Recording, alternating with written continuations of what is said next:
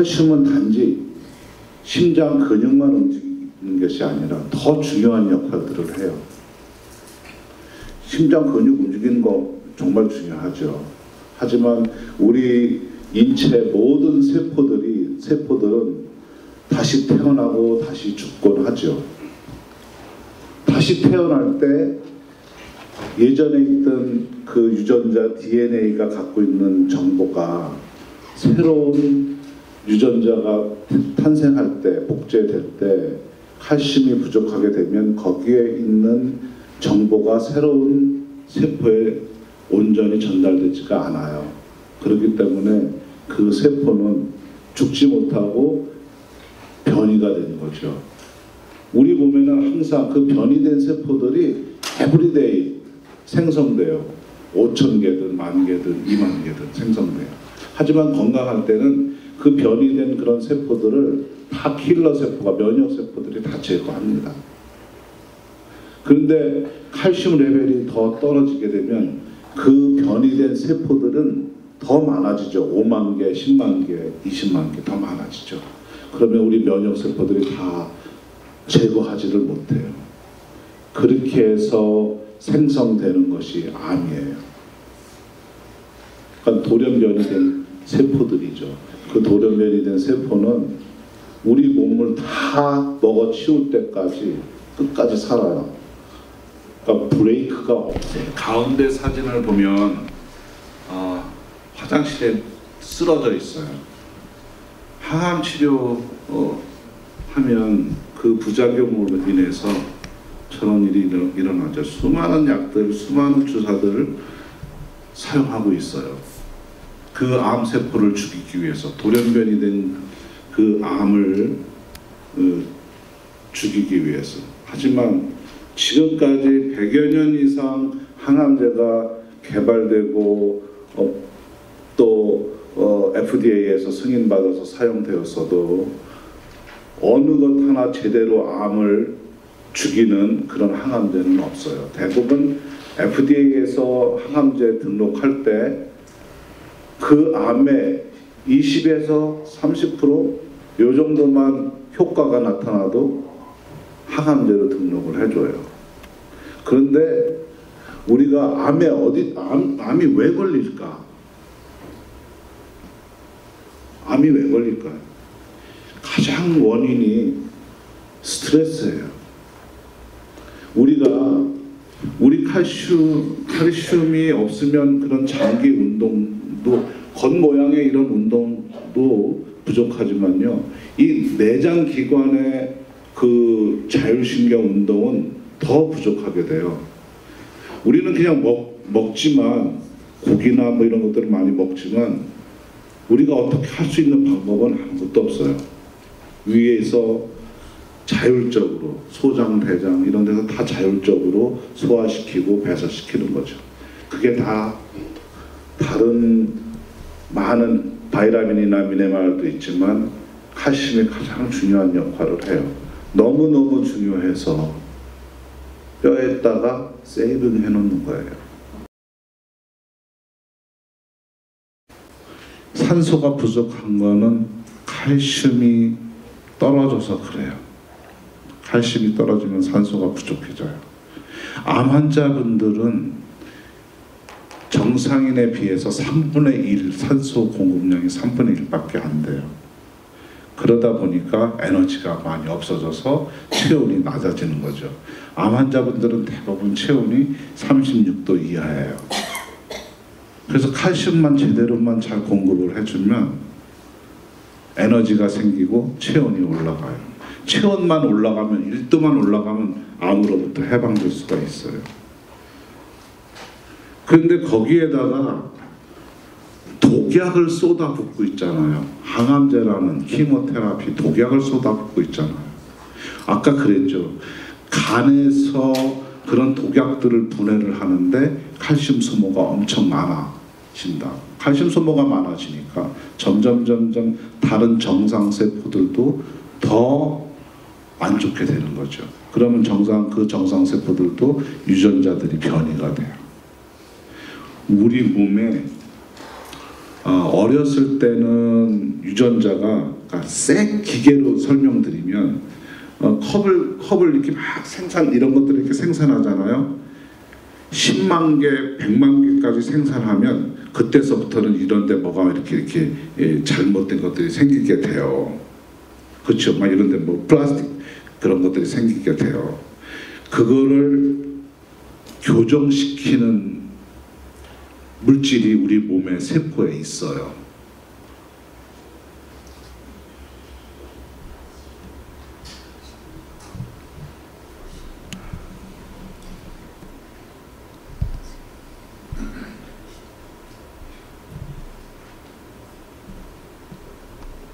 그게 P53이라는 단백질이에요. 그 단백질은 우리 유전자를 수호하는 수호자라고도 해요. 유전자가 잘못됐을 때 P53이 잘못된 거를 파괴시켜서 죽이든가 아니면 교정시키든가 그래요. 그런데 이 P53은 칼슘이 부족하게 되면 아무 짓도 못해요. 칼슘이 부족하게 돼요. 그래서 암 환자분들을 이렇게 검사해 보면 칼슘 레벨이 다 떨어져 있어요. 그래서 칼슘만 제대로 공급하게 되면 그 암들도 다 없어져요. 심플해요. 우리 몸의 모든 세포에 칼슘을 제대로만 올려주면 우리 몸에 문제가 없어요. 칼슘과 관련된 질병들이 너무너무 많아요. 고혈압, 당뇨, 뭐 근육 질환 다 칼슘하고 연관되어 있어요. 근데 나이가 들어서 뼈가 삭아지니까 칼슘을 더 이상 공급을 못 받게 되니까 이제 우리가 이렇게 연한대로 살게 되는 것 같아요. 덴마크에서 35,000명을 그 35년 동안 추적 조사를 했어요. 여자 17,000명, 남자 13,000명인가 이렇게 추적 조사를 했어요. 50대의 뼈가 건강한 분하고 건강하지 않은 분하고 추적 조사를 했는데요.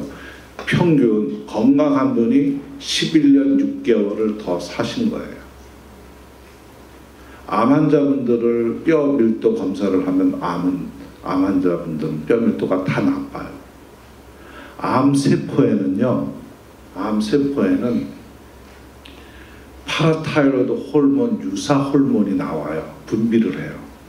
요 놈이 부갑상선 호르몬하고 똑같은 작용을 해서 뼈에서 칼슘을 막 쏟아내게 만들어요. 여러분 공동묘지에 예전에 한국에서 보면 공동묘지 보면 파란 불꽃 일군 했죠. 아시죠? 우리 뼈는 칼슘만 들어있지가 않아요. 뼈가 빠져나올 때 그 인이라는 물질도 같이 빠져나와요.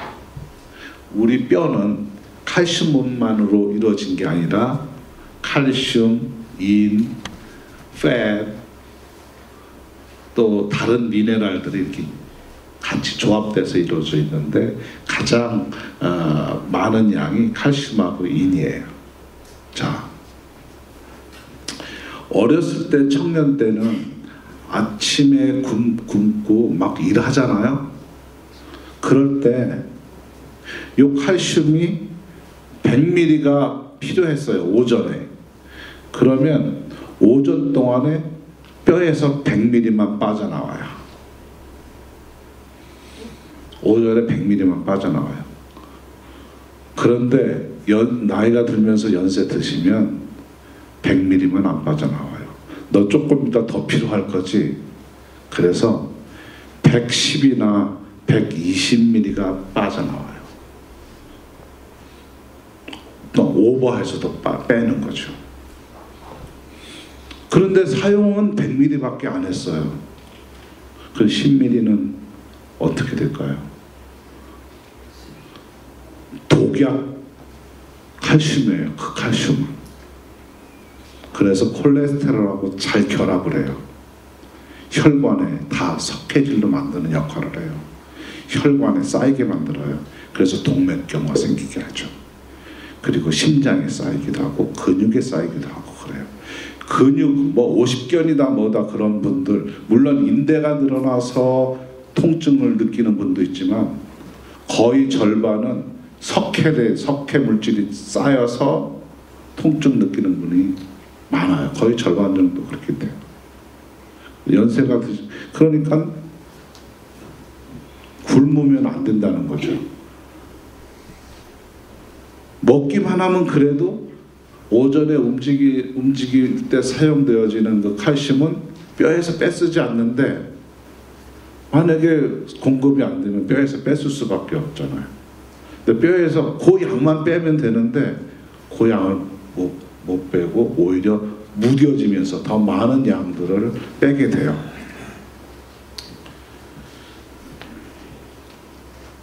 아마 그 중국 그 영화 배우 중에 이연걸이라고 있을 거예요. 이연걸 씨가 갑상선 항진증을 앓고 있어요. 우리가 보통 뭐 한두 시간 운동하잖아요. 그럴 경우에는 큰 문제가 없어요. 그런데 한두 시간 운동을 하는 것이 아니라 3시간, 4시간, 5시간씩 이렇게 운동을 과하게 하게 되면 아침, 점심에 먹은 칼슘을 다 소모하고 나머지 뼈에서 뺏게 되는데 갑상선 기능이 터져버려요. 갑상선 기능이 터지면요, 뼈에서 주체 없이 칼슘이 쏟아져 나와요. 이연걸 씨가 갑상선 항진증으로 60, 70대 노인으로 바뀌었어요. 그 사진이 어디 있을 텐데 인터넷에.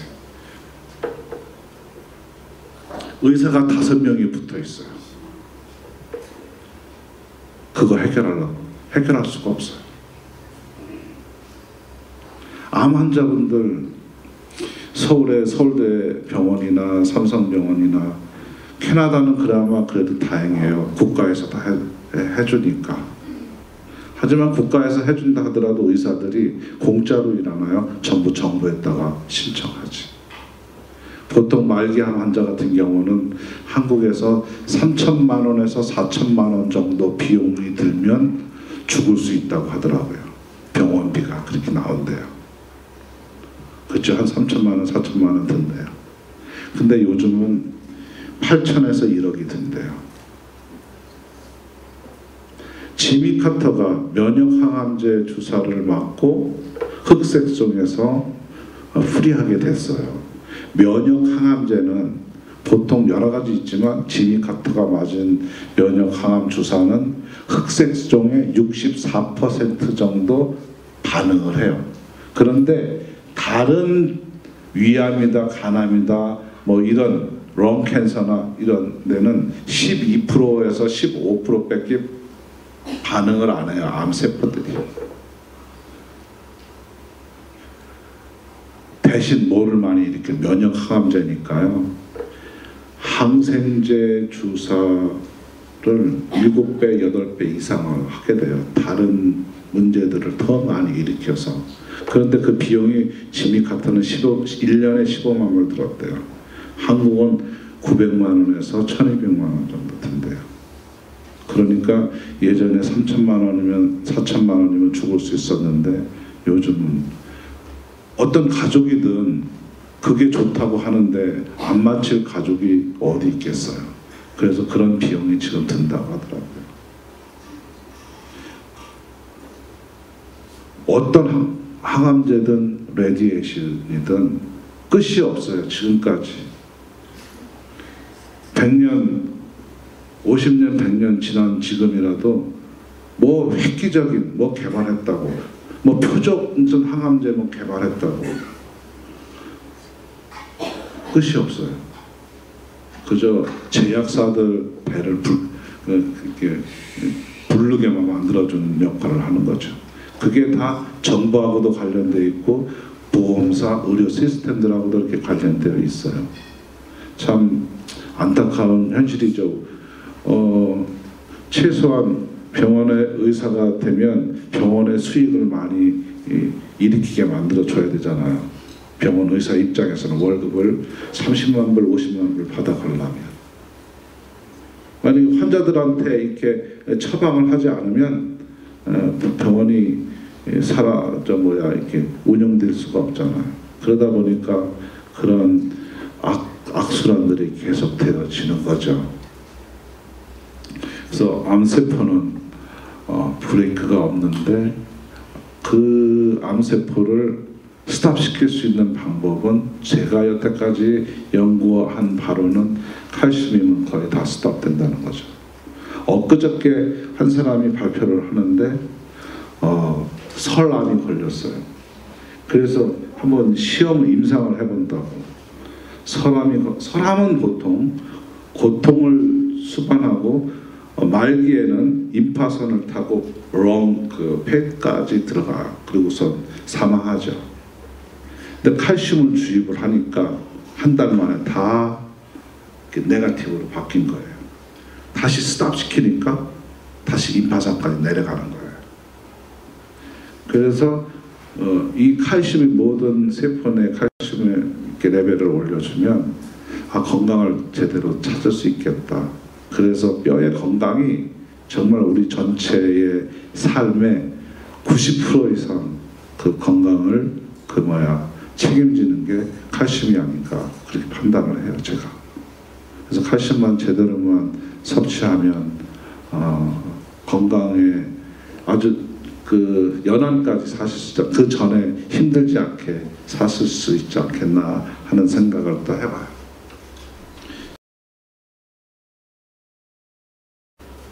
암덩어리가 있으면요, 그 암덩어리의 암세포는 한 종류가 아니에요.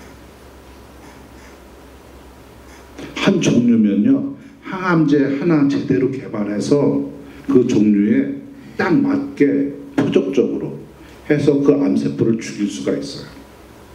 그런데 그 미국 암학회에서 발표한 거에 의하면 유방암 한 군데만 해도 수십만 가지의 암세포가 종류가 다르게 있어요.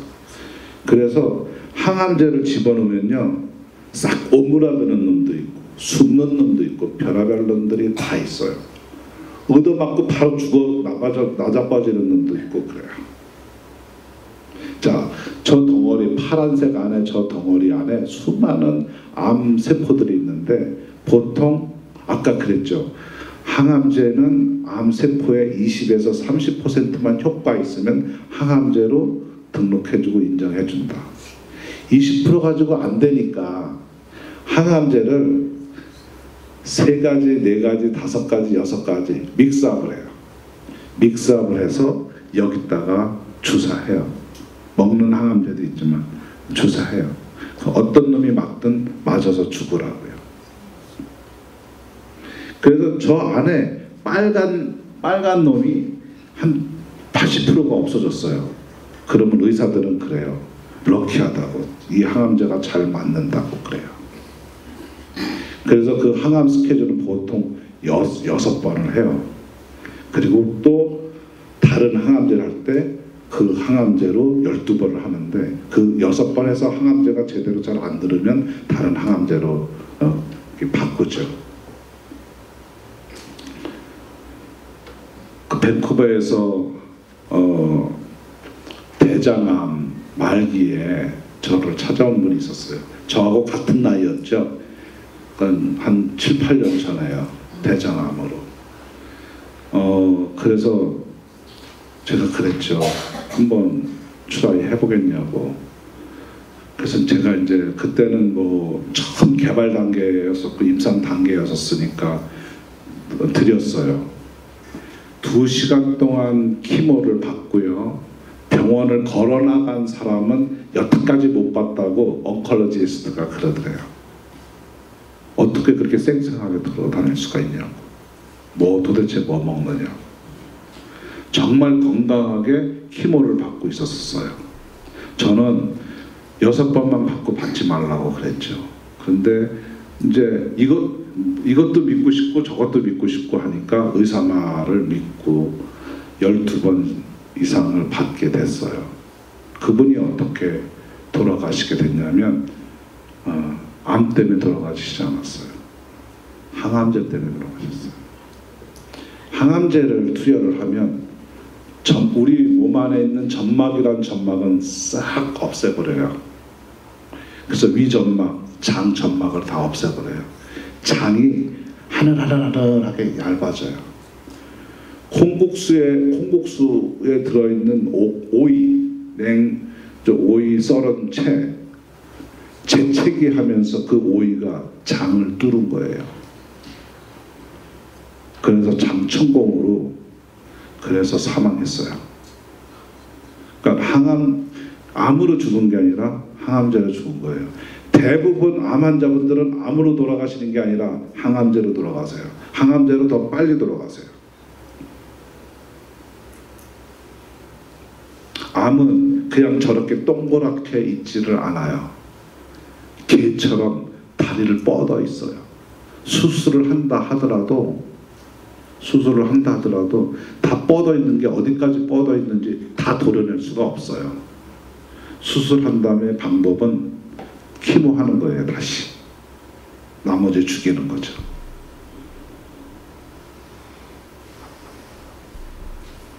그러니까 거기에 그런 항암제를 이렇게 하게 되면 칼슘 레벨이 떨어질 수밖에 없고, 그런 새로운 쌩쌩한 그런 정상성인 세포가 다시 복제될 수가 없어요. 대장암이라고 의사 진단을 받았어요. 그래서 수술 날짜를 잡아서 2달 후에 수술하자, 1달 후에 수술하자 하잖아요. 그런데 배를 열었어요. 간에도 있고 위에도 있어요. 그러면 의사들은 뭐라고 그러냐면 전이 됐다고 그래요. 그 사이에 전이 됐다고 그래요. 절대 전이 된 게 아니에요. 나올 때 나온 거예요.